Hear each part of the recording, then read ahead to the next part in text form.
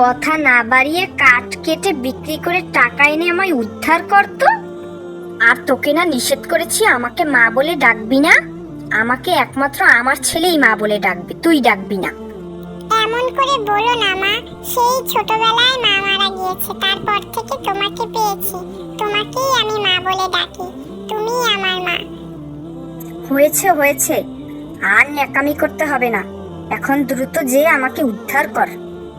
মা, বলছিলাম কি কিছু খেতে দেবে, অনেক খিদে লেগেছে, সেই সকালবেলা উঠেছি, এখন পর্যন্ত কিচ্ছুটি খাইনি, কিছু থাকলে খেতে দাও মা।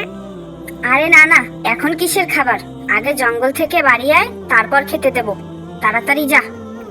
তোর বাবা বাড়ি আসার আগেই যেন আসা হয়, কোথাও গিয়ে আবার ঘাপটি মেরে বসে থাকা যেন না হয়। আর তোর বাবা যদি এসব জানতে পারে তাহলে কিন্তু তোর খবর আছে, বলে দিলাম।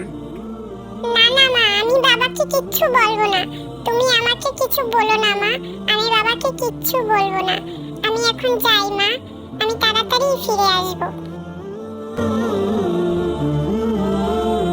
ছোট থাকতেই মাকে হারিয়েছি, তারপর বাবা আমার জন্যই এই মাকে বিয়ে করলো, কিন্তু সে যে আমাকে একটু চোখে দেখতে পারে না, সে তার ছেলেকেই ভালোবাসে কিন্তু আমাকে একটু ভালোবাসে না, খেতে দেয় না, আমার সাথে কত অত্যাচার করে, আমি আর সইতে পারছি না। আল্লাহ, তুমি আমাকে ধৈর্য দাও।